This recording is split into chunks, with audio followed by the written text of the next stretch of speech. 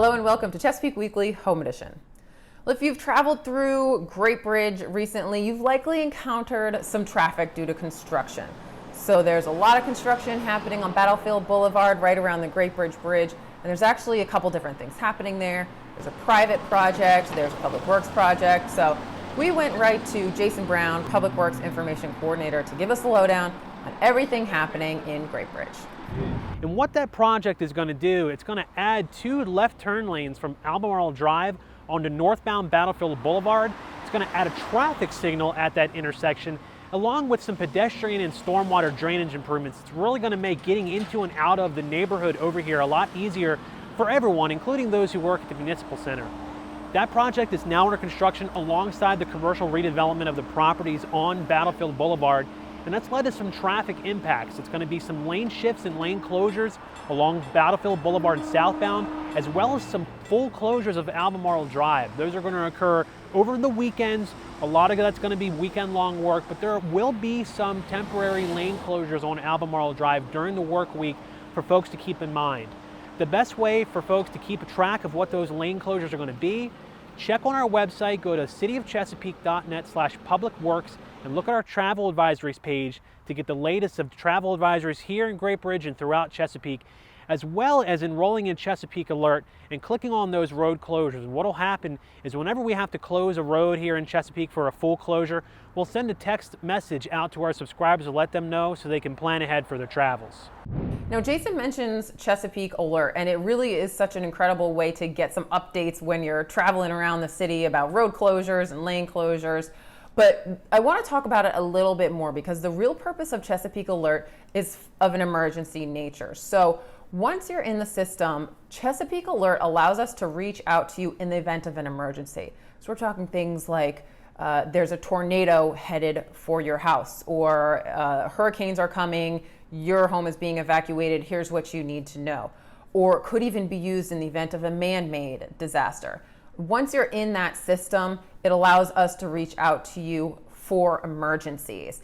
Now, the other bonus part of it is that you can opt in to receive messages like the travel advisories or Parks and Rec information.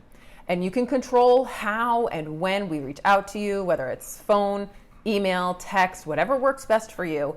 But it really is a helpful tool in our emergency communications that keeps all of us connected, city and residents, just in case something bad happens. So learn more about that, and we do hope you'll sign up at cityofchesapeake.net/Chesapeake Alert. Well, trees are an incredible, valuable part of any city, especially here in Chesapeake, where our green spaces are really something that makes us special. So the Chesapeake Environmental Improvement Council recently held a tree planting that put some new trees and tied it into some historical landscape. Well, we chose red maple because we did not have a red maple on the history trail here, and we're trying to play off some of the historical themes. This is the state tree of Rhode Island, so we saw a chance to do that. Some of the state trees can't grow here because they're cool weather trees, so we can't do that. But anytime we can get something like that here, we try to do so. But for us, Arbor Day is an important day. I've been doing Arbor Days in Chesapeake for years, and it's a chance to really get our energy focused on this important part of our city's infrastructure. This year we were able to plant 44 trees and shrubs as part of this celebration. It's really a great thing to have the master gardeners do the planting, not just of plants and gardens, but of trees in particular. It just adds a three-dimensional depth to this, and it's symbolic of the various communities and colonies that were striving for independence. So we have representative plants and trees from all the colonies. Because the trees and our parks and the peacefulness are all very important to us. So somebody's always there. And for years we've had this ceremony over at the Arboretum. This is the first year here at the Battlefield Park, so we're thrilled to be here. While we're talking environmental and the CEIC, let's get their November environmental tip. Hi, I'm Becky Greenwald with the Chesapeake Environmental Improvement Council, here with the November environmental tip, which is leave your leaves. You know, nature gives us natural mulch in the form of leaves that drop on the ground in the fall and winter.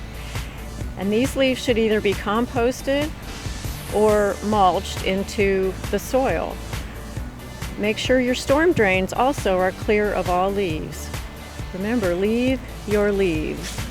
The Chesapeake Environmental Improvement Council is a mayoral appointed board whose purpose is to improve the interest in our environment, therefore making Chesapeake a greener, cleaner, and healthier city. You can learn all about the things that they do all throughout the year by finding them on Facebook at Chesapeake Environmental Improvement Council or finding them online at cityofchesapeake.net/CEIC. Let's keep it outdoors. Let's take another trip down to the Northwest River Park, truly one of Chesapeake's greatest treasures. We met up with Ranger Dave again, and he gave us all we need to know about how beautiful and wonderful this park can be this time of year. It's fall season. We got great fishing. Our lake here will be stocked next month with freshwater trout. But there's plenty of fish in there right now to catch if you want to come out. It's a great time to come out. Our trees are just starting to turn, but it takes a little bit longer here on the coast. But we're going to have some pretty leaves turning pretty soon. Hiking's available for all you guys to come out and do. Just remember that social distance thing. Keep 6 feet apart. If you're around other people, wear your mask. Our playgrounds are open. Our trails are open. The many people who have recently bought a canoe or a kayak, you can use those here in our lake. We do require you to check in with us, but we also have access points on both the west end of the park and the east end of the park. And those access points will put you out into Indian Creek or Smith Creek. And those creeks both go out to the river. They're nice paddles. And we encourage you to come on out. It's a great place to learn how to paddle. You're sheltered from the wind and you're sheltered from a lot of boat traffic. Earlier this year, we finished construction of our new mini golf, and we'll take a look at that.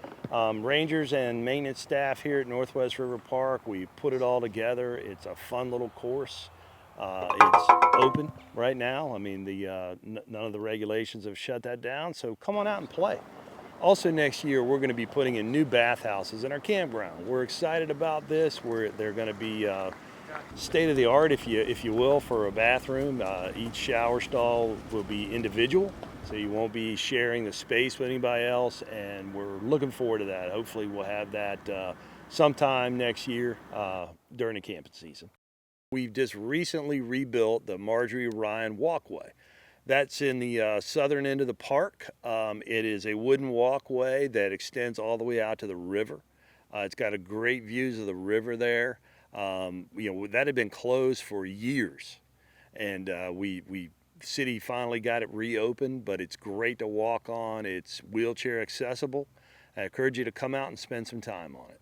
Mosquitoes are going away, flies are going away. It's a good time to be in the woods. Northwest River Park is located on Indian Creek Road in the southern section of the city. It's open from 9 a.m. to sunset year-round. Learn more at cityofchesapeake.net/PRT.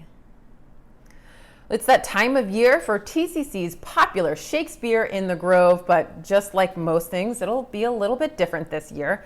This year's performance will be measure for measure, and instead of a live outdoor performance, they're doing it as a radio play. It'll be performed live on Facebook on November 12th with a showing at 7 and at 9 p.m.